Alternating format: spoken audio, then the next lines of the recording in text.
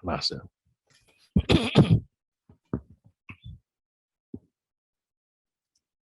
Assalamualaikum warahmatullahi wabarakatuh.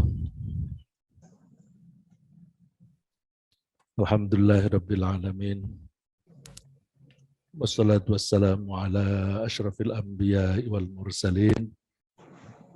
Sayyidina wa maulana Muhammadin wa ala alihi wa sahbihi ajma'in. Bapak-bapak, ibu-ibu, dan saudara-saudara sekalian, baik yang hadir di Masjid Syuhada Jalan Lodan, Rawamangun, maupun yang mengikuti pengajian ini di tempat masing-masing. Mari kita tundukkan hati kita di hadapan Allah. Kita mencoba memahami pesan-pesan Allah.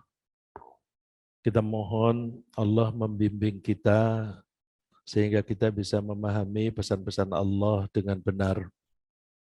Dan kita mohon semoga Allah memberi kita kesungguhan hati untuk selalu menerapkan ajaran Allah, baik pada saat kita beribadah maupun pada saat kita berperilaku sehari-hari. Kita ingin meniru Rasulullah SAW, seseorang yang paling mulia akhlaknya, yaitu seorang yang perilakunya adalah perilaku Al-Quran. Khuluquhu Al-Quran. Dengan kita mencoba berakhlak seperti Al-Quran, kita mengharap Allah memasukkan kita ke dalam golongan Ahlul Quranil Karim. Amin. Bapak-bapak, ibu-ibu, dan saudara-saudara sekalian, kita sedang membahas surat Al-Ma'un. Al-Ma'un artinya barang yang dipakai untuk sehari-hari, orang yang diminta atau dipinjami barang untuk kebutuhan sehari-hari selayaknya mudah menurutinya, mudah meminjamkannya, atau mudah memberinya. Jadi tidak tergolong orang pelit. Tapi surat ini dimulai dengan pertanyaan. A'udzu billahi minasyaitonir rajim. Bismillahirrahmanirrahim. Ara'aital ladzi yukadzibu bid-din. Tahukah engkau orang yang mendustakan agama atau mendustakan hari pembalasan? Allah bertanya untuk menarik perhatian kita supaya kita memperhatikan apa itu yang dimaksud dengan orang yang tidak percaya kepada agama atau tidak percaya kepada hari pembalasan. Lalu Allah tidak menguraikan dengan definisi, tetapi Allah memberi contoh. Siapa itu orang yang tidak percaya pada hari pembalasan? Yaitu alladzi yad'ul yatim. Orang yang menghardik anak yatim. Artinya orang yang tidak menyayangi anak yatim. Jadi kita hati-hati kalau kita ada gejala tidak menyayangi anak yatim, jangan-jangan kita termasuk orang yang tidak percaya dengan hari pembalasan. Karena orang yang percaya pada hari pembalasan diharapkan mempunyai kasih sayang terhadap orang yang lebih lemah dari kita, terutama anak yatim yang kehilangan bapaknya, kehilangan orang yang bertanggung jawab atas kehidupan dan pendidikannya. Gejala yang kedua adalah di ayat yang ketiga ini. Wala yahuddu ala ta'amil miskin. Tidak menganjurkan memberi makan kepada orang miskin. Kenapa tidak dikatakan tidak memberi makan kepada orang miskin, tetapi tidak menganjurkan? Jadi ini satu tahap lebih maju daripada memberi makan kepada orang miskin. Karena kalau dikatakan tidak memberi makan kepada orang miskin, address-nya atau alamatnya kepada orang yang mempunyai kelebihan. Kalau kamu punya kelebihan, berilah makan kepada orang miskin. Tapi ini juga berlaku untuk orang yang tidak punya kelebihan. Kalau kita sendiri tidak punya kelebihan sehingga tidak punya makanan yang kita bagi, bagaimana? Anjurkan orang lain. Anjurkan orang lain, terutama orang yang punya kelebihan. Jadi baik yang mempunyai kelebihan maupun tidak punya kelebihan kena diadres oleh Allah kalau bahasa Arabnya mukhotob, yang ditugasi oleh Allah. Jadi yang ditugasi bukan hanya orang yang mempunyai kelebihan, tapi yang tidak punya kelebihan juga, yaitu anjurkan orang lain yang mempunyai kemampuan untuk memberi makan kepada orang miskin. Sebenarnya memberi makan kepada orang miskin itu mengikuti hukum alam. Mohon maaf, mati sejenak. Hukum alam, saya menyebut hukum alam karena begini, kita semua tinggal di alam raya. Alam raya diciptakan oleh Allah, dan Allah membuat sistem di alam raya. Kalau alam raya itu yang besar mempunyai sistem, maka apapun dan siapapun yang ada di dalam alam raya harus mempunyai sistem yang kompatibel dengan alam raya itu, atau harus mempunyai subsistem yang sama dengan alam raya.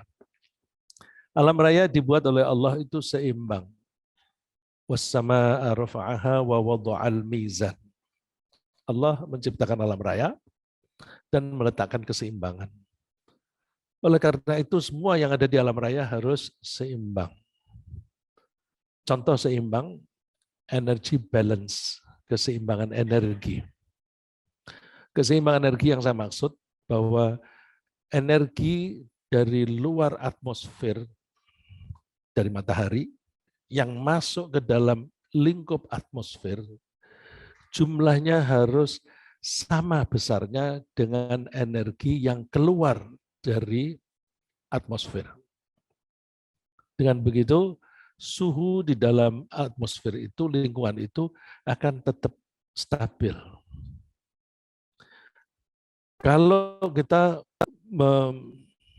memimpin suatu negara atau suatu masyarakat, maka kita harus menjaga keseimbangan masyarakat itu. Tidak boleh kita berperilaku tidak adil.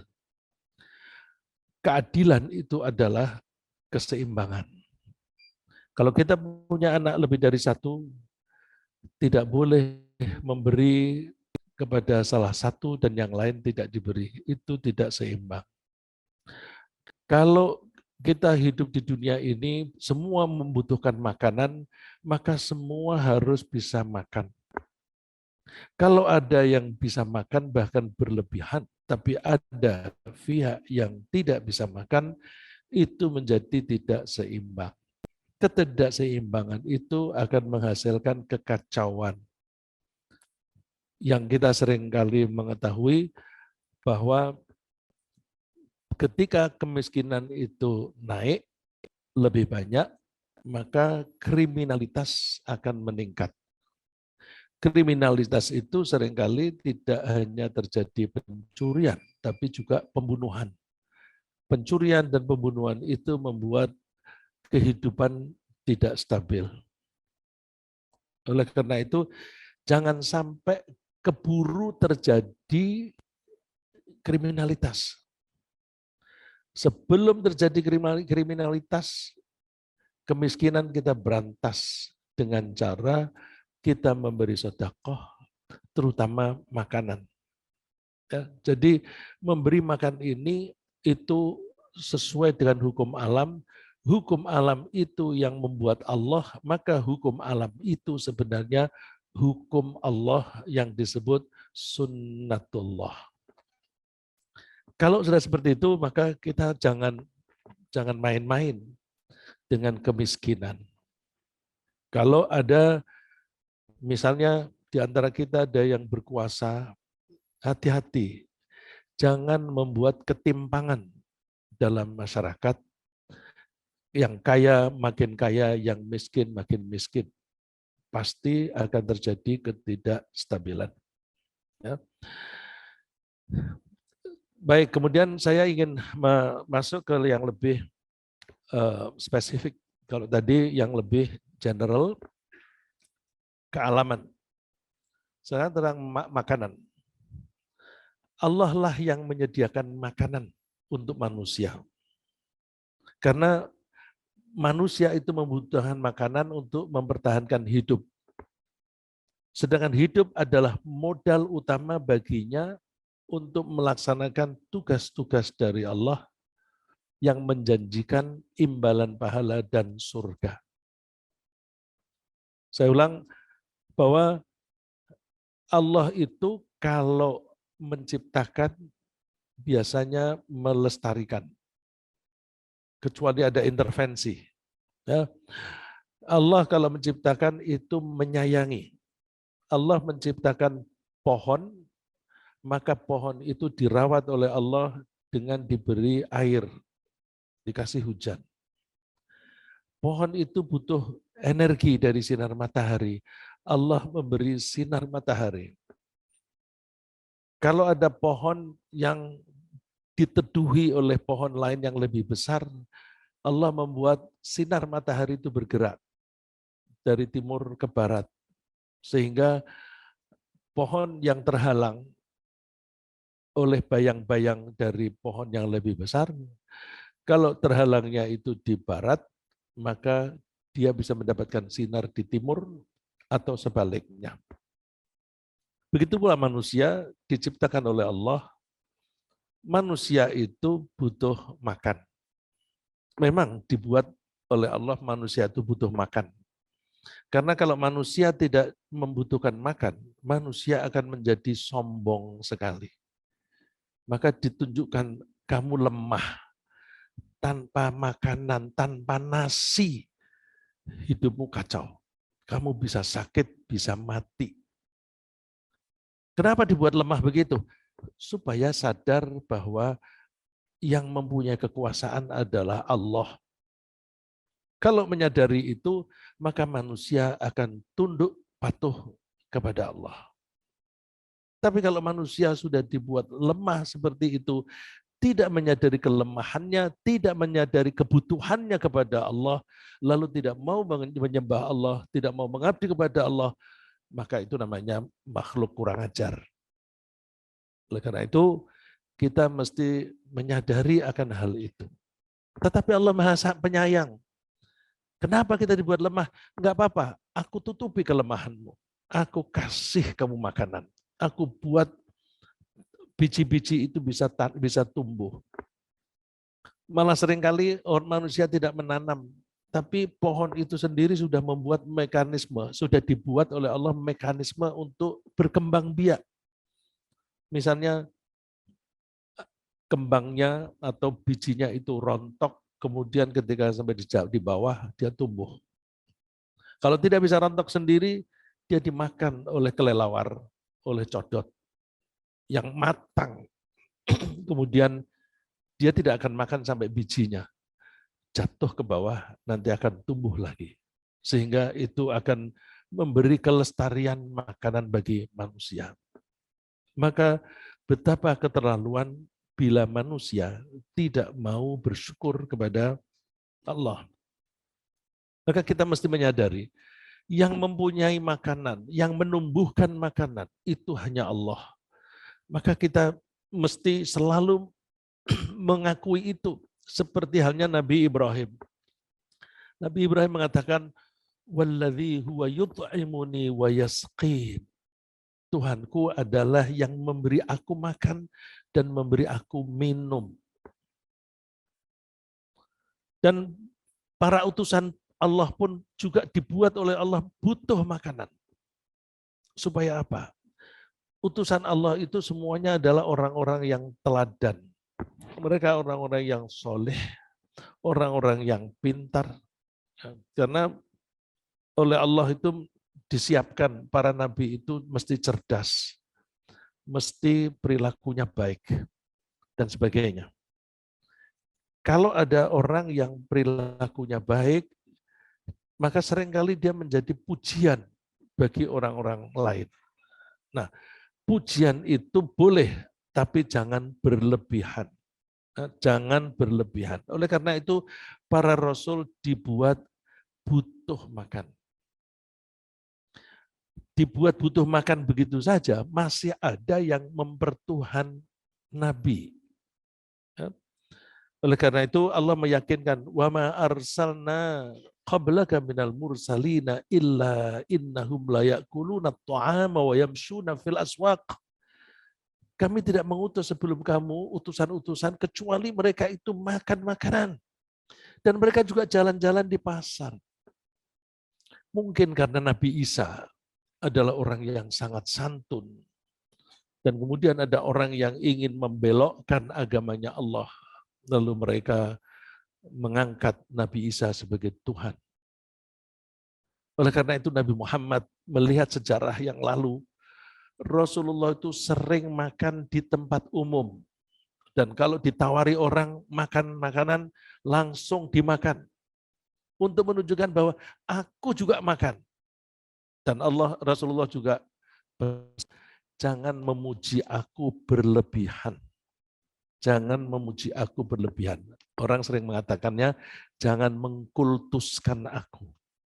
Karena dikhawatirkan nanti orang menganggap Nabi Muhammad adalah seorang utusan. Karena orang-orang pada gagal menuhankan Nabi Muhammad SAW, karena Rasulullah sendiri membuktikan atau menunjukkan bahwa beliau itu butuh makanan. Ada ketika Rasulullah sudah wafat, Abu Bakar, Umar, Utsman sudah wafat, Ali bin Abi Thalib didatangi oleh orang yang ingin merusak Islam dengan cara seperti agama Nabi Isa, dirusak dengan mengatakan Nabi Isa adalah Tuhan. Kira-kira 300 tahun setelah wafatnya Nabi Isa. Ini belum sampai ratusan tahun, ada orang datang kepada Ali bin Abi Thalib. Anta huwa, kamu adalah dia. Ali bertanya, siapa saya? Anta huwa, kamu adalah dia. Man ana, siapa saya? Anta huwa. Siapa huwa itu? Rabbuna, kamu adalah Tuhan kami. Dia ingin merusak Islam dengan mengangkat Ali bin Abi Thalib sebagai Tuhan. Oleh karena itu di daerah tertentu di sebelah utaranya Jazirah Arabia ada orang yang mengaku beragama Islam, tetapi mereka ada yang menganggap Nabi Ali bin Abi Thalib adalah Tuhan. Termasuk yang saya terima informasi dari Kiai Ali Mustafa Yaakob, Syah Iran. Syah Iran itu menganggap Ali bin Abi Thalib sebagai Tuhan. Memang di antara mereka itu terpecah belah menjadi beberapa golongan, beberapa mazhab, sebagaimana Ahlus Sunnah wal Jamaah ada beberapa mazhab, tapi mazhab mereka itu sampai terlalu jauh. Ada yang sampai mengangkat Ali sebagai Tuhan. Ada yang menganggap Ali sebagai lebih mulia daripada Nabi Muhammad Sallallahu Alaihi Wasallam. Oleh karena itu berbahaya karena itu bisa membelokkan Islam. Tapi ada mazhab di antara mereka yang dekat dengan Ahlus Sunnah wal Jamaah. Oleh karena itu kita tidak bisa menggeneralisir bahwa semua mereka sesat. Sebagian besar mungkin iya. Ya, kita mesti hati-hati. Saya teruskan. bahwa prioritas sedekah atau memberi makan kepada orang itu siapa?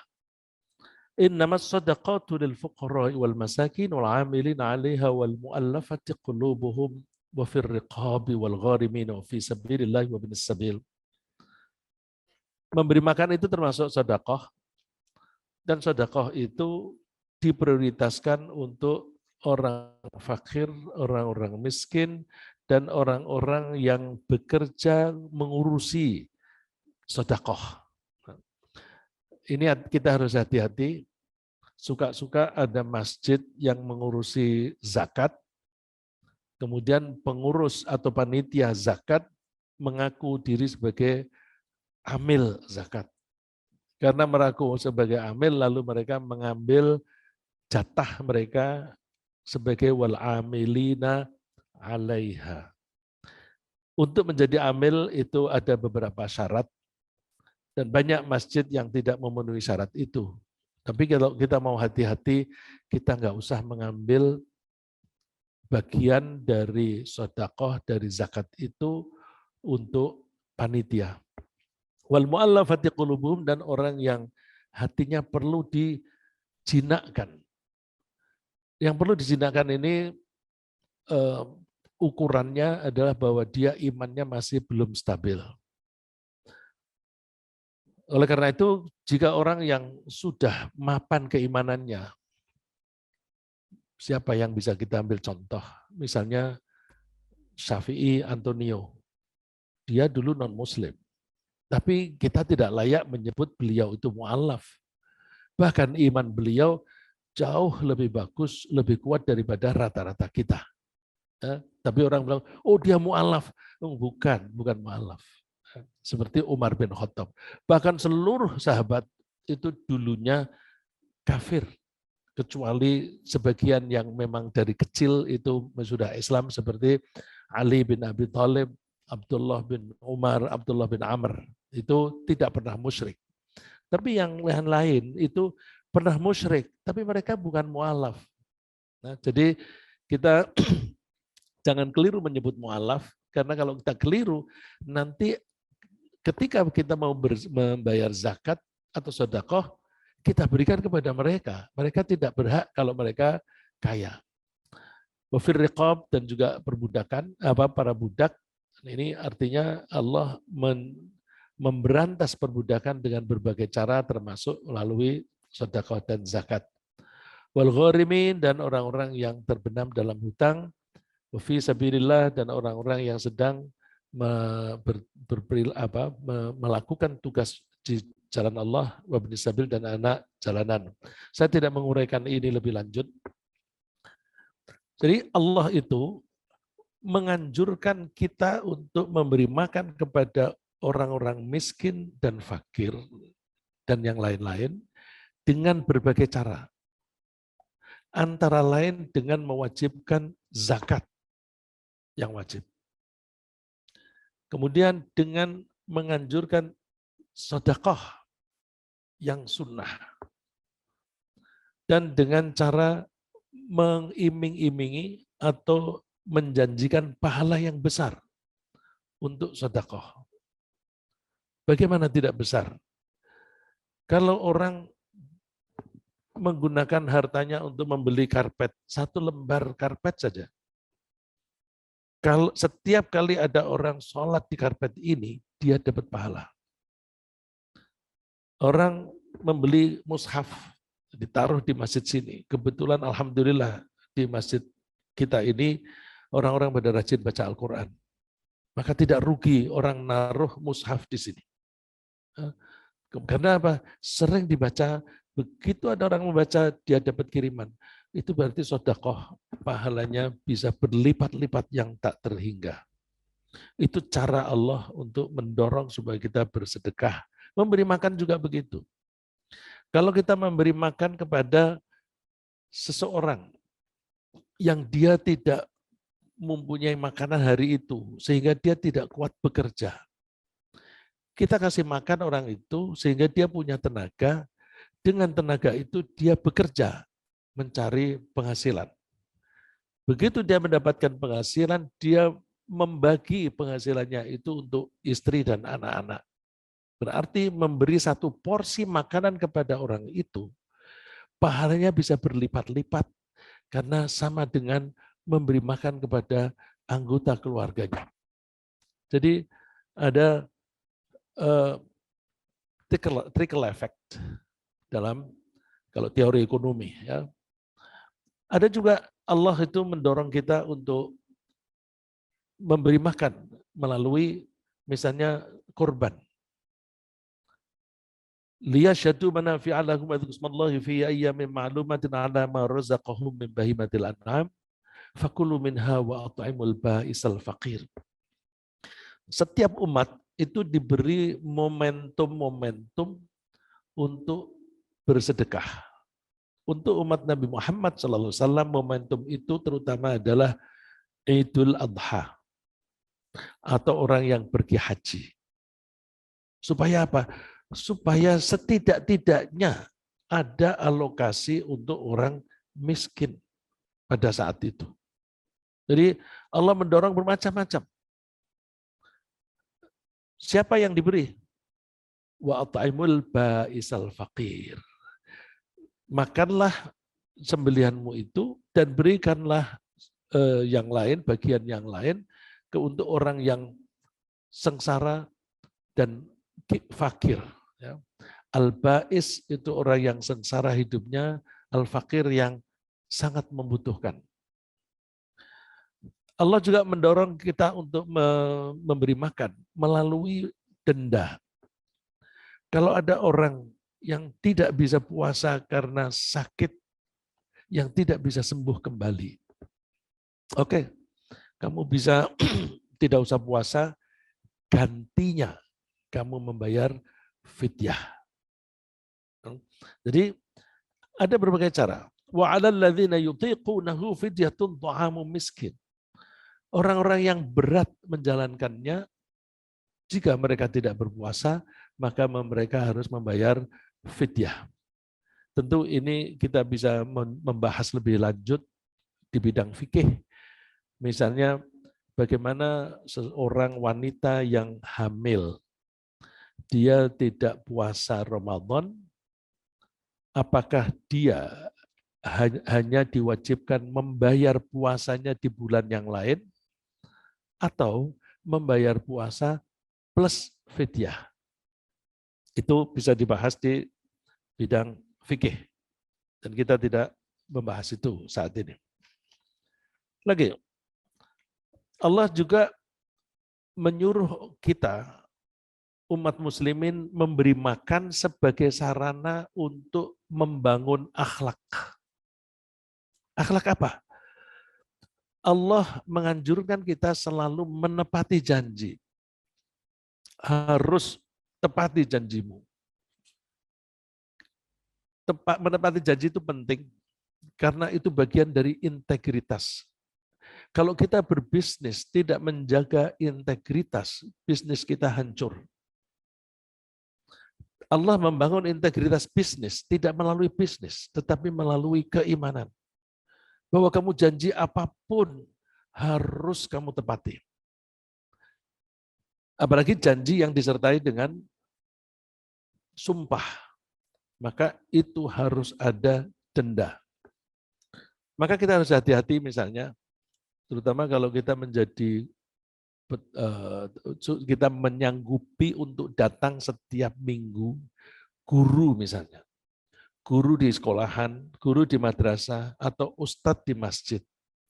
Kalau ustadz itu sudah menyanggupi, ya saya akan mengisi pengajian di Masjid Syuhada setiap hari Sabtu misalnya, atau setiap malam Jumat misalnya.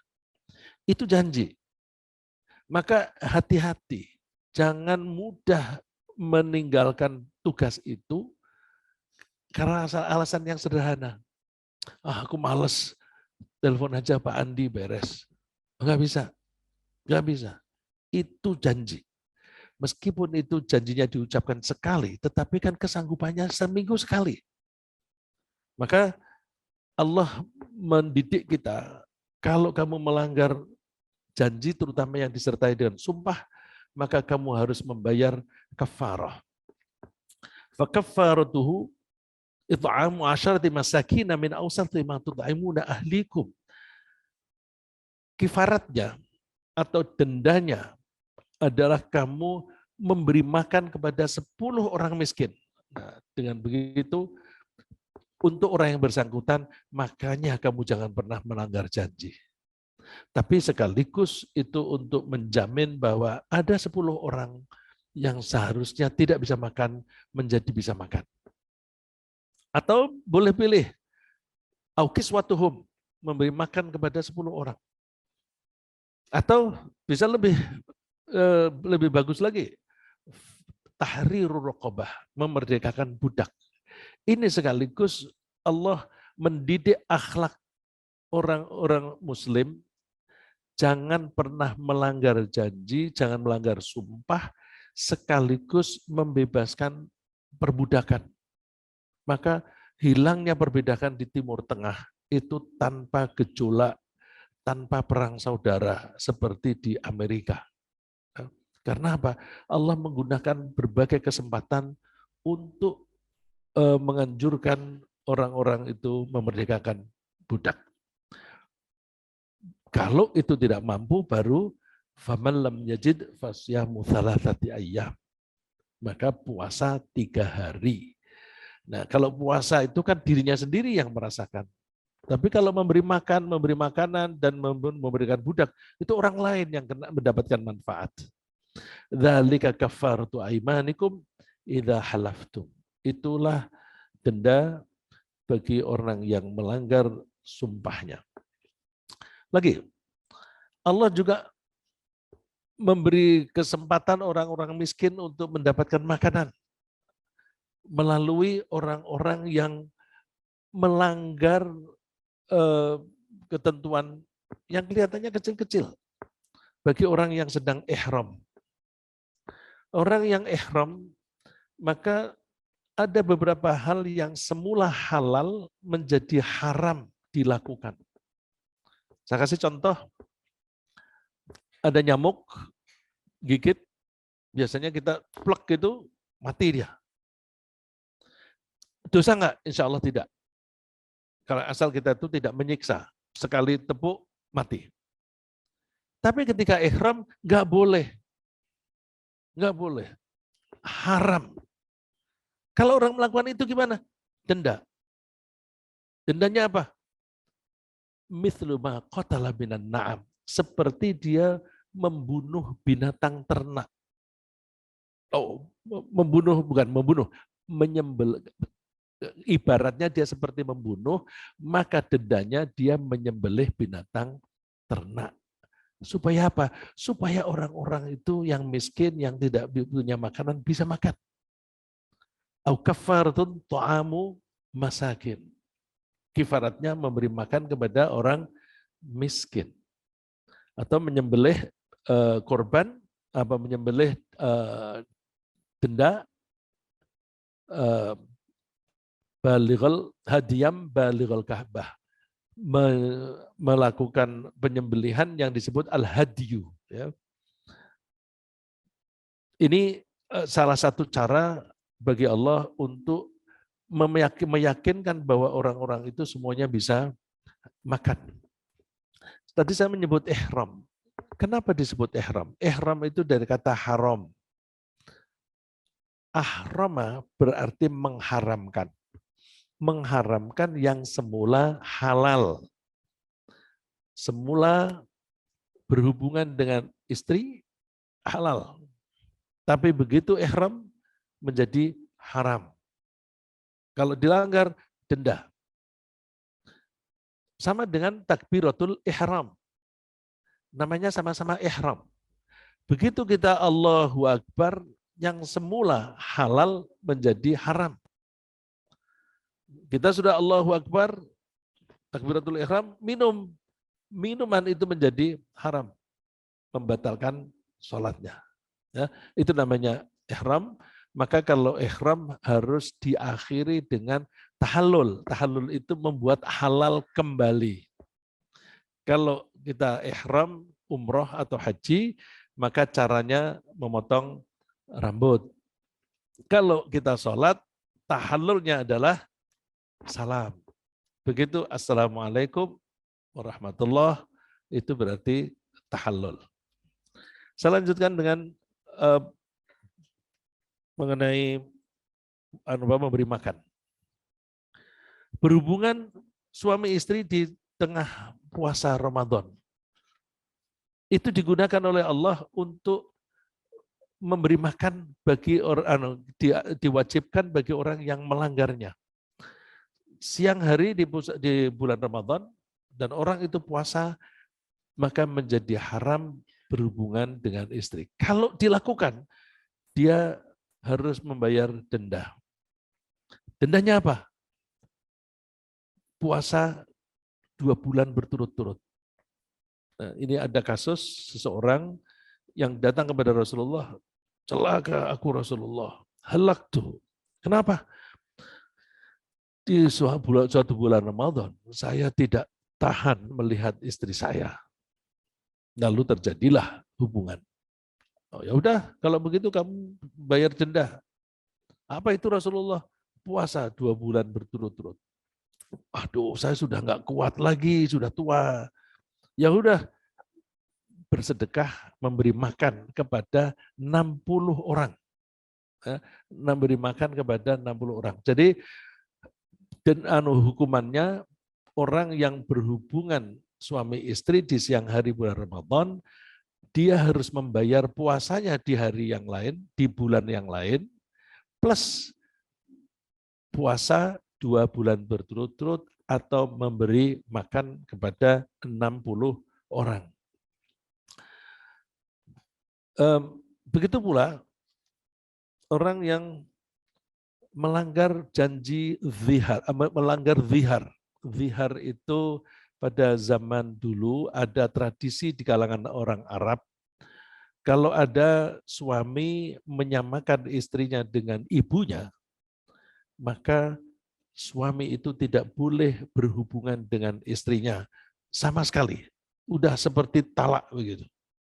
Haram. Terus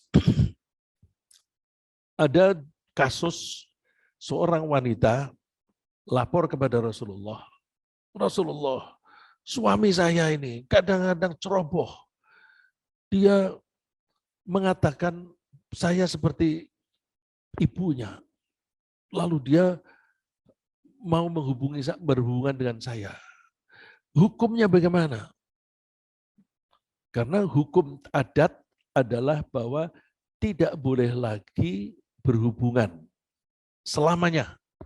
Berarti sama dengan talak. Wanita ini ingin mendapatkan hukum yang pasti menurut Islam bagaimana? Rasulullah menjawab pakai pola pikir sendiri, bahwa karena tradisinya itu tidak boleh, maka Rasulullah mengatakan nggak boleh, haram. Kamu haram untuk dia. Wanita itu ngeyel. Rasulullah, saya ingin hukum ketetapan pasti. Itu jawaban Rasulullah sendiri atau dari Allah? Apa ada tuh orang yang seperti itu? Jadi bagaimana hukumnya? Ya nggak boleh. Loh, nggak boleh itu hukum adat atau hukum Islam? Kalau Rasulullah mengatakan nggak boleh, itu pendapat Rasulullah pribadi manusia atau dari Allah? Turunlah surat Al-Mujadilah. Maka disebut Al-Mujadilah. Al-Mujadilah itu orang wanita yang membantah. Berani-beraninya membantah Rasulullah. Jadi kalau begitu membantah Rasulullah kalau dengan maksud kebaikan boleh. Tapi kalau membantah untuk menentang itu kafir. Ya. Jangankan membantah, berbicara lebih keras daripada Rasulullah saja tidak boleh. Wala tajharu bil qauli kajahri ba'dikum li ba'd. Kamu jangan berbicara dengan Rasul ya dengan suara yang keras seperti kamu berbicara dengan orang lain. Berbicara keras saja tidak boleh, apalagi membantah. Tapi wanita ini membantah. Oleh Allah justru diabadikan dengan surat Al-Mujadilah. Hukumnya yaitu boleh suamimu kembali lagi kepada kamu, harus membayar denda dulu. Apa itu? Fasyamu syahraini mutatabi'ain. Puasa selama 2 bulan berturut-turut min qabli ayyatamasa, sebelum suami istri itu berhubungan.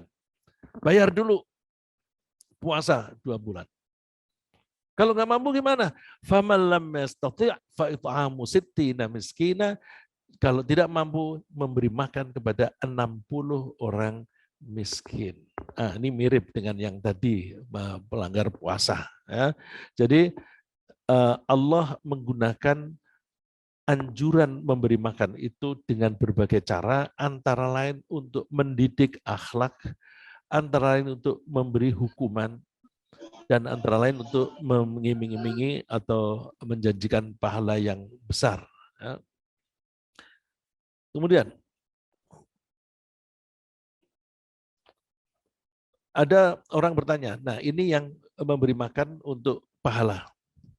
Ada orang bertanya, ayul islami khair? Islam yang bagaimana yang bagus? Jawabannya, tut'imut ta'am wa taqra'us salam ala man arafta wa man lam ta'rif.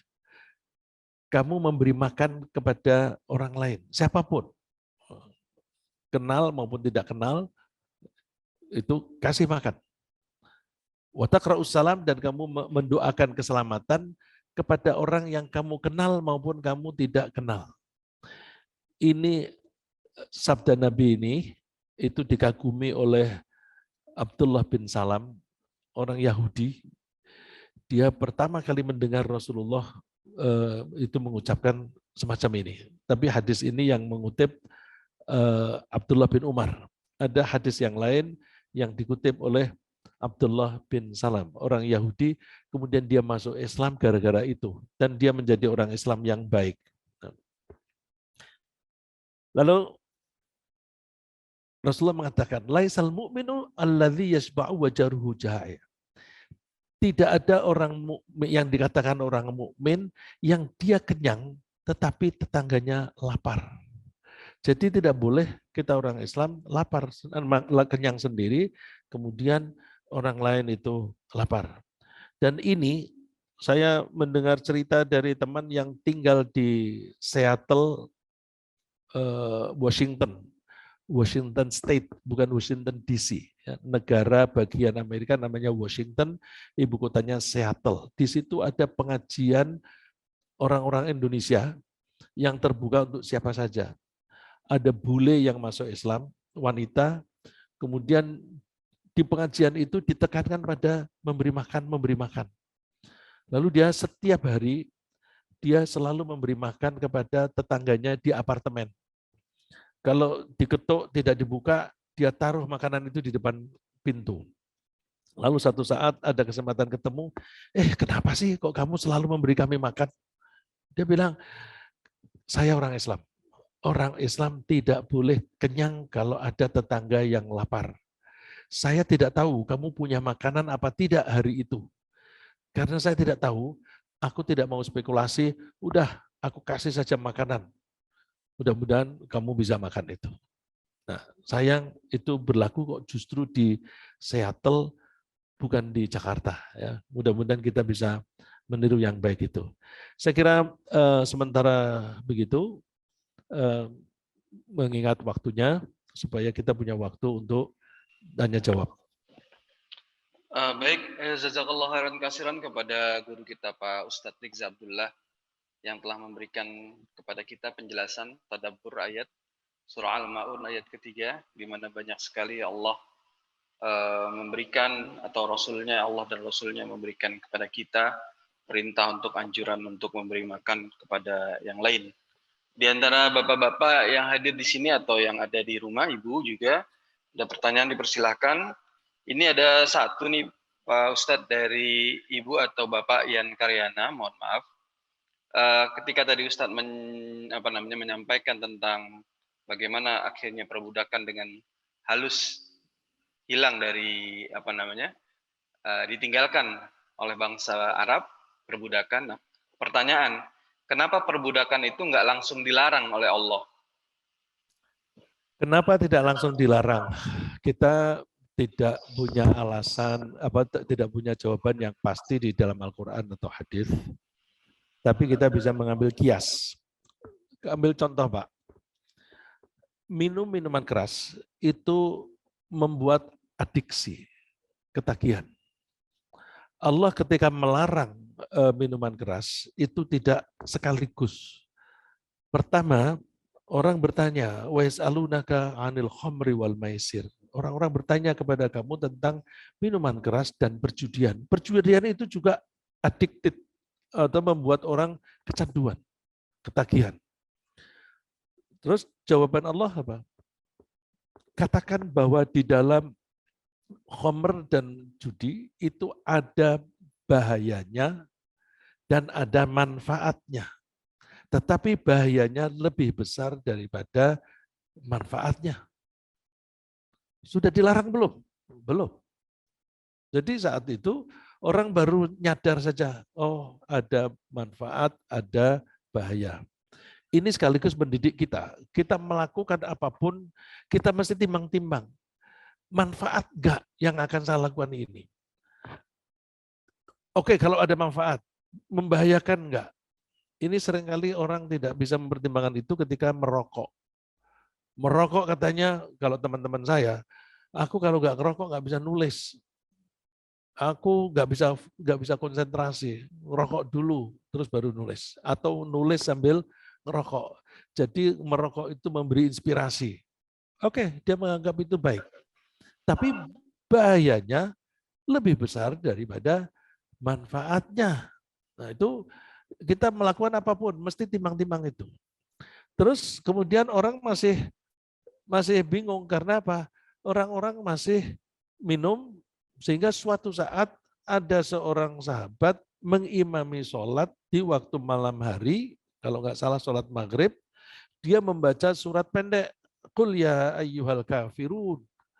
Itu mestinya kan, la a'budu ma ta'budun, aku tidak menyembah apa yang kamu sembah. Karena dia sholat sambil mabuk, dia mengatakan, a'budu ma ta'budun, aku menyembah apa yang kamu sembah. Loh, salah ini. Kenapa salah? Karena mabuk. Lalu turun ayat, la taqrabus sholata wa antum sukara. Kamu jangan mendekati sholat ketika kamu mabuk. Sudah dilarang belum? Belum. Orang masih minum. Cuma mereka tidak mau minum siang hari, karena dari subuh ke zuhur, zuhur ke asar, ke maghrib itu pendek. Mereka minumnya habis isya, karena panjang. Terus Umar bertanya, ini Allah kok tidak tegas? Bagaimana Allah yang jelas, yang tegas bagaimana? Turun ayat bahwa innamal khamru wal maisir wal ansab wal azlamu rijsum min amali syaitan. Itu dosa, termasuk perbuatan setan.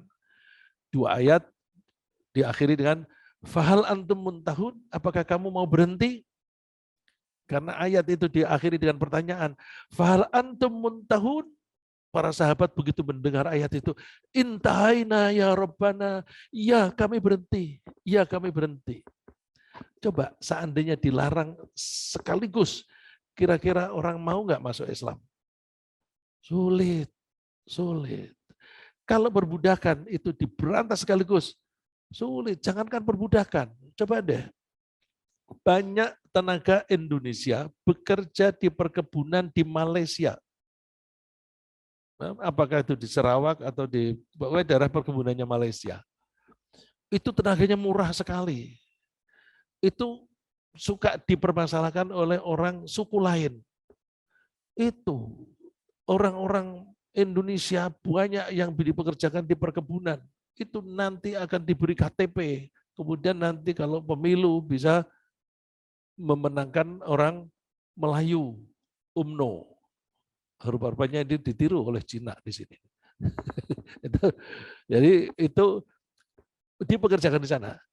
Terus karena dikritik oleh suku lain, maka pemerintah itu mau menghilangkan, nggak berani, karena itu akan menggoyahkan ekonomi. Yang mau bekerja di situ adalah orang-orang yang mau dibayar murah. Kebetulan yang mau dibayar murah orang-orang Indonesia yang kemudian sampai di sana paspornya dipegang. Dia nggak bisa kerja yang lain. Sehingga ya udah deh, seperti ini kita terima. Nah, itu kalau itu diberantas, maka mereka harus mendatangkan orang lain yang harganya lebih mahal. Kalau lebih mahal, minyak sawitnya nggak laku. Itu akan menggoyahkan ekonomi. Maka perbudakan, itu kan orang enak saja. Dia ongkang-ongkang di rumah, yang bekerja budaknya, berapapun hasil yang diperoleh oleh budak, 100% milik pemilik budak itu. Kalau itu diberantas, ya sulit.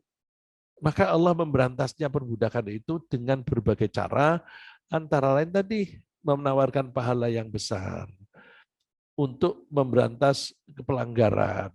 Kalau kamu melanggar, kamu harus didenda, membayar, memerdekakan budak dan sebagainya. Ya. Tapi di dalam Al-Quran tidak ada keterangan bagaimana cara mengangkat budak. Jadi bagaimana cara membuat seseorang menjadi budak, nggak ada. Yang ada memerdekakan budak. Jangan terkecoh oleh omongan orang. Itu berarti Islam mentolerir perbudakan. Oh enggak, Islam itu justru mengeliminate, menghilangkan, memberantas perbudakan dengan cara yang bertahap, dengan cara yang tidak drastis sehingga tidak mengganggu ekonomi. Di Amerika itu terjadi perang saudara karena mereka yang mempunyai budak-budak itu akan terancam ekonominya, akan terancam kekayaannya. Begitu, Pak Yan. Baik, mungkin sebelum saya bacakan lagi pertanyaan dari teman-teman yang online, apakah ada pertanyaan? Kita berikan kesempatan dulu buat jamaah yang hadir di masjid. Waalaikumsalam. Pak Ustadz, para hadirin sekalian, kalau kita perhatikan tadi ayat-ayat tentang, kalau saya bagi atas dua ya Ustadz ya, ibadah ritual dan ibadah sosial. Jadi kalau kita lihat tadi di Al-Quran terlihat bahwasanya ibadah, kesalahan ibadah ritual, puasa, tadi haji, itu kompensasinya malah pakai ibadah sosial, memberi makan, ya kenapa tidak dengan ibadah ritual juga? Apakah bisa disimpulkan bahwasanya ibadah sosial itu kadangkala nilainya lebih tinggi daripada ibadah ritual? Mungkin itu pertanyaan. Iya, itu kan bukti bahwa Allah itu sayang pada kita. Bahwa Allah sayang kepada kita manusia, maka Allah tidak menuntut untuk diri sendiri, tapi sejahterakan kamu. Ya. Korban bukan untuk kamu, bukan untuk aku. La yanalallaha luhumuha wala dima'uha. Bukan lalu terus kamu nyembelih terus darahnya sampai ke aku, enggak. Yang penting ketakwaanmu, kamu bagi kepada sesamamu. Untuk kamu sendiri. Jadi itu tanda bahwa Allah itu sayang kepada kita ketika anggaplah menghukum pelanggaran itu tidak lalu untuk Allah sendiri. Belakangan malahan. Kalau kamu tidak bisa memberi makan kepada 60 orang, atau tidak bisa membeli pakaian kepada mereka, atau tidak bisa memerdekakan budak, baru puasa 20 hari berturut-turut. Atau tadi ada juga yang baru puasa 3 hari. Jadi kalau Bapak nyebut, kalau puasa itu kan hanya hubungan antara seseorang dengan Allah saja, ya vertikal. Itu belakangan. Tapi yang diutamakan ibadah sosial. Itu bukti bahwa Allah lebih sayang kepada kita dan Allah tidak butuh. Allah itu tidak terpengaruh apakah orang seluruh dunia Islam semuanya atau kafir semuanya enggak jadi masalah. Allah enggak punya kepentingan. Ibadah itu semua kembali untuk kita sendiri. Kalau kita sholat, hati kita tentram. Yang merasakan ketentraman siapa? Kita sendiri. Cuma kamu sholat tidak akan mendapatkan ketentraman kalau kamu niatnya salah. Kalau kamu niatnya untuk kepentingan yang lain, kamu tidak akan mendapatkan ketentraman. Begitu pula memberi makan. Memberi makan itu yang diberi pahala hanya yang niatnya hanya karena Allah. Padahal itu yang mendapatkan manfaat manusia juga. Di surat Ad-Dahr Allah menyebut wa yut'imuna at-ta'ama 'ala hubbihi miskinan wa yatiman wa asira. Innama nut'imukum liwajillahi la nuridu minkum jazaa'an wala syukura. Orang yang baik adalah orang yang mau memberi makan kepada orang lain yang dia sendiri suka dengan makanan itu. Jadi bukan makanan busuk yang diberikan, makanan yang baik. Memberi pakaian yang baik.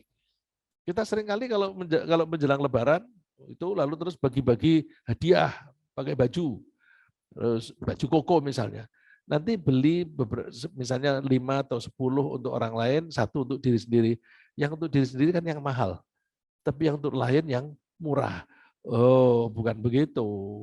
Kalau kamu nggak mau pakai yang seperti itu, ya memberinya jangan yang itu. Kamu beri yang standarnya sama dengan kamu, gitu. Jadi itu kasih sayang. Terus innama nut'imukum liwajhillah. Kami memberi makan kepada kamu tuh hanya untuk mencari ridho Allah. La nuridu minkum jazaa'an wala syukura. Aku tidak butuh balasanmu. Tidak butuh kamu mengucapkan terima kasih. Nah, kalau kita mau ngecek, saya sudah bisa lillahi ta'ala belum? Kalau ada orang kita beri sedekah atau beri makan, kemudian ketemu di jalan, dia tidak menyapa, kita sakit hati enggak? Kemudian orang itu enggak tahu diri. Kalau dia lapar aja datang ke rumah, tapi di jalan enggak mau menyapa. Oh, itu berarti tidak ikhlas. Kalau enggak ikhlas, nggak ada pahalanya. Nah, jadi orang yang dapat pahala yang betul-betul karena Allah, itu yang pahalanya besar. Dan orang yang memberi sedekah itu hubungannya hanya dengan Allah saja. Inna nakhafu min rabbina yauman abusan qamtarira. Kami takut akan siksaan di akhirat. Karena dia takut akan siksaan di akhirat, fawaqahumullahu syarra dzalikal yaum. Allah menjaga orang itu dari siksaan. Dia dibebaskan dari neraka. Jadi memang pengamatan Bapak bagus sekali, cermat bahwa pelanggarannya itu di ibadah mahdhah yang hubungan vertikal antara manusia dan Allah, kok dendanya, hukumannya kok ibadah sosial. Dan kalau kita perhatikan, coba wa'budullaha wa la tusyriku bihi syai'an wa bil walidaini ihsana. Itu isinya kan hanya 2. Mengabdi kepada Allah dan berbuat baik kepada sesama manusia. Jadi begitu nempel. Nempel itu ya tidak bisa kita katakan sederajat. Tapi mengikuti. Mengikuti berarti tidak bisa orang mengaku Islamnya baik kalau tidak berbuat baik kepada sesama manusia. Kira-kira begitu, Pak. Baik, kami lanjutkan pertanyaan dari teman-teman online. Sekaligus mungkin saya bacakan 2 nih, Pak. Yang pertama dari Pak Bambang. Assalamualaikum, izin bertanya Pak Ustadz. Apakah membayar denda dengan memberi makan fakir miskin itu bisa diganti dengan memberi uang makan sebesar uang 1 kali makan? Lalu yang kedua nih Pak Ustadz ya, dari Ibu Rosi. Jika orang memberi makan dengan mengundang, padahal yang diundang bukan orang miskin. Juga di masjid seringkali diadakan makanan untuk jamaah yang juga belum tentu semuanya orang miskin. Apakah itu salah sasaran? Jadi tidak ada pahalanya. Mohon penjelasan. Untuk yang pertama, setahu saya ulama-ulama zaman sekarang terutama itu lebih fleksibel.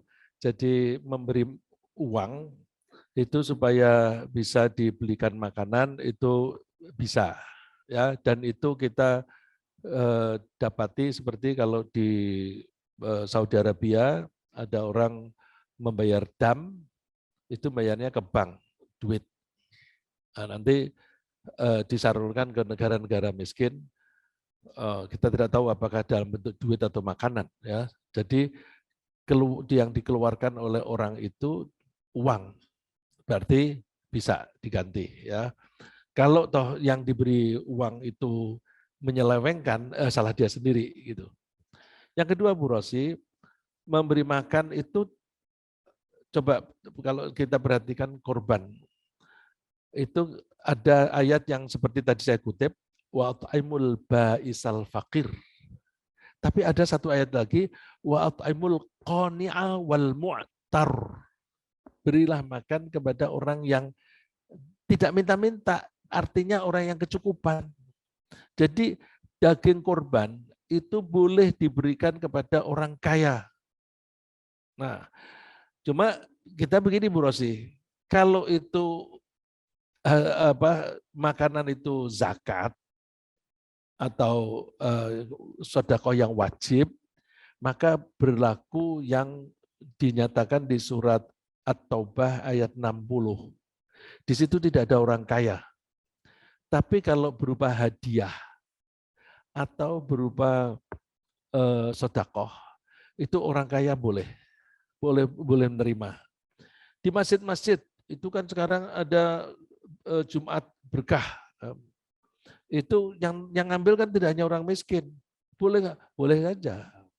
Tapi bagi yang memberi, kalau ibu mau memberi makanan seperti itu, jangan diambilkan dari uang zakat.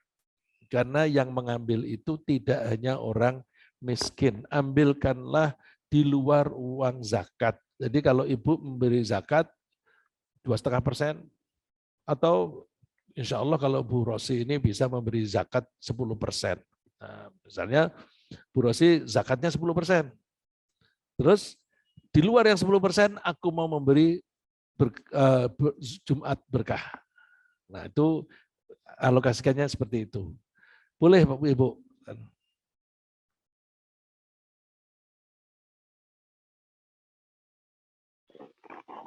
Jadi memang cukup penting ya Pak Ustadz bagi yang memberikan zakatnya ke masjid, ini untuk benar-benar menyampaikan ke panitia penerima zakat di masjid, agar panitia atau penerima zakat yang menerima amanah itu juga bisa jelas mengalokasikan, jangan sampai salah.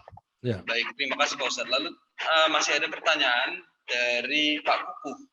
Assalamualaikum warahmatullahi wabarakatuh. Izin bertanya Pak Ustadz, apakah mengeluarkan infak sedekah yang dikhususkan pada hari Jumat pahalanya lebih banyak?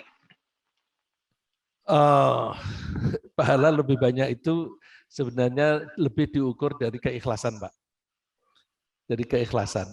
Bapak memberi hari Jumat atau di bulan Ramadan, kalau nggak ikhlas ya nggak ada pahalanya.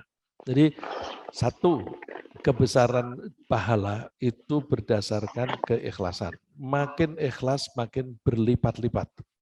Yang kedua, dilihat dari kesulitan, tingkat kesulitan. Orang memberi sedekah, kekayaannya itu besar sekali, misalnya dia nyumbang 1 juta untuk Jumat berkah, tapi duit dia bermiliar-miliar, itu ringan. Tapi ada orang duitnya hanya 2 juta, 1 juta diberikan untuk memberi makan, itu kan berarti lebih berat bagi orang yang duitnya hanya 2 juta, itu pahalanya lebih besar. Itu ibaratnya kalau begini, kalau kita wudhu, tinggal buka keran di masjid, itu gratis, nggak bayar. Malah kadang-kadang orang seenaknya sendiri pakai. Pahalanya besaran mana dibanding dengan kalau kita harus menimba dulu, kemudian ada kesulitan, berjalan jauh lagi, pahalanya lebih besar yang lebih sulit. Yang wudhu di masjid itu pahalanya lebih kecil. Jadi kesulitan, tingkat kesulitan itu memperbesar pahala. Nah, jadi paling tidak ada 2 itu. Kalau harinya, saya kira masjid-masjid itu memberikan Jumat berkat itu antara lain untuk dakwah. Kalau gitu orang ada kesediaan itu, maka diharapkan makin banyak orang pergi ke masjid. Terus pahalanya besar nggak? Besarnya bukan di hari Jumatnya, Pak, tapi dari menyebabkan orang yang asalnya tidak mau sholat Jumat menjadi sholat Jumat. Orang yang asalnya tidak sholat Jumat itu kan dosa besar.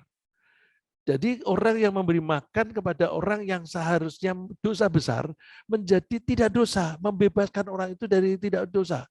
Itu pahalanya besar. Itu sama dengan mirip-mirip begini, Pak. Seorang istri yang mungkin karena capek atau mungkin sudah tidak punya selera, tapi suaminya ngajak, suaminya pusing kalau nggak disuruti. Terus istrinya itu, ya deh meskipun aku capek, aku layani dengan maksud supaya dia terhindar dari dosa. Karena kalau aku tidak layani, dia bisa pergi ke pelacur, dia bisa pacaran. Dosa besar. Istri yang menyediakan diri, yang memberi pelayanan itu pahalanya besar sekali. Karena dia mengeliminate atau membebaskan dosa dari seseorang. Orang yang asalnya tidak mau sholat Jumat, kemudian menjadi, sholat Jumat, ada makan di sana. Jadi asalnya dia dosa besar meninggalkan kewajiban sholat Jumat, menjadi tidak. Itu pahalanya besar dan bisa lebih besar daripada yang kita bayangkan, Pak. Ya, lebih besar daripada yang kita bayangkan. Gitu Pak Kukuh.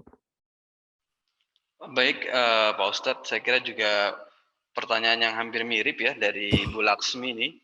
Mau bertanya apakah pahala memberi makan kepada orang miskin sama pahalanya dengan sedekah Al-Quran? Sedekah? Al-Quran. Al-Quran. Wah, kalau sama begitu kan itu urusannya Allah ya, Bu. Saya ini kalau sudah prerogatif Allah itu saya nggak berani jawab. Saya nggak berani jawab. Cuma itu kan dari yang saya kemukakan lebih besar itu kan karena ada pedoman-pedomannya. Tapi kalau memberi mushaf dan itu bisa memberi makan misalnya. Memberi makan kepada anak yang sedang menghafal Al-Quran. Itu kan lebih besar daripada memberi makan kepada orang lewat yang kita nggak tahu dia sholat apa enggak. Jadi kita tidak tahu makanan yang kita berikan itu menghasilkan ibadah bagi dia atau menghilangkan dosa dari dia, kita nggak tahu. Tapi kalau kita memberi makan kepada anak yang sedang menghafal Al-Quran, kita tahu dia itu tidak kuat ngaji, tidak kuat menghafal kalau perutnya kosong. Udah kalau daripada kosong, aku kasih makan. Dengan makan satu porsi, dia bisa hafal 5 ayat misalnya, atau 1 halaman. Terus itu dia waktu menghafal itu diulang-ulang. Pahala memberi makan kan sudah sama dengan itu. Apalagi kalau dia sudah hafal kemudian diajarkan kepada orang lain. Itu malah menjadi berlipat-lipat lagi. Jadi kalau bilang sedekah dengan memberi makan dengan mushaf, mana lebih banyak? Nah, kalau kita memberi mushaf kepada orang yang tidak dibaca, ditaruh di lemari aja. Wah, ini hadiah dari Pak Andi, aku sayang memakainya. Udah pakai pajangan aja. Ya pahalanya nggak banyak Ibu. Jadi sangat relatif ya, sangat relatif. Maka kalau kita mau memberi mushaf, lihat-lihat di masjid itu banyak orang yang baca Quran enggak. Kalau di syuhada, insya Allah banyak manfaat. Karena di sini kalau Bapak Ibu lihat setiap pagi meskipun hari kerja, rata-rata yang membaca Al-Quran sampai syuruk itu kurang lebih 20 orang. Kadang kurang, kadang lebih. Yang saya tidak melihat di masjid lain. Jadi terima kasih, senang sekali melihat itu. Saya sendiri kepengen bergabung, tapi kadang-kadang, saya ada pengajian Zoom, saya terpaksa meninggalkan. Saya kepengennya bersama-sama dengan orang-orang itu enak rasanya, adem di hati. Ya. Begitu, Pak. Baik, jazakumullah khairan kasiran kepada guru kita Pak Ustadz Tigza. Mohon maaf kepada Bapak-Bapak Ibu yang hadir di online maupun yang di masjid apabila tidak bisa memberikan pertanyaan karena waktu sudah lebih dari 20 menit. Ya, coba menutup sedikit bahwa surat ini diawali dengan ara'aital ladzi yukadzibu biddin. Indikasi orang yang mendustakan agama atau hari akhir adalah tidak mau memberi makan. Maka hati-hati, kalau kita pelit tidak memberi makan, jangan-jangan itu indikasi kekafiran. Jangan-jangan, saya tidak mengatakan kafir, enggak. Tidak. Kita untuk diri kita sendiri, jangan-jangan ini indikasi kekafiran. Maka kalau ada hati yang kepingin pelit, berantas, aku mau kasih. Ya, itu ada contoh banyak sekali, misalnya di surat Yasin, orang kafir disuruh sedekah, ngomongnya apa? Anut'imu man law yasha'ullahu at'amah. Apakah kita memberi makan kepada orang yang kalau Allah menghendaki, Allah sendiri yang ngasih makan, bahwa orang itu miskin dan tidak punya makanan, yang menghendaki kan Allah. Kalau itu yang menghendaki Allah, ngapain aku kasih makan? Ini kan pelintiran, sok agamis, sok religius, menyebut Tuhan, tetapi dalam rangka menghindari. Dan sekarang ini banyak ayat-ayat dipelintir, seperti misalnya Tuhan tidak butuh pertolongan. Itu pelintiran. Ya, jadi hati-hati. Sejak zaman dulu sudah ada pelintiran-pelintiran semacam itu. Maka kalau ada misalnya rasa berat memberi makan, takut, kita khawatir. Jangan-jangan aku termasuk alladzi yukadzibu biddin. Aku tidak mau masuk golongan itu. Keluarkan. Gitu. Ya, terima kasih. Mudah-mudahan bermanfaat. Baik, jazakallah khairan kasiran. Kita tutup. Subhanakallahumma bihamdika asyhadu an la ilaha illa anta astaghfiruka wa atubu ilaik. Assalamualaikum warahmatullahi wabarakatuh. Waalaikumsalam warahmatullahi wabarakatuh. Terima kasih Ustaz. Assalamualaikum warahmatullahi wabarakatuh.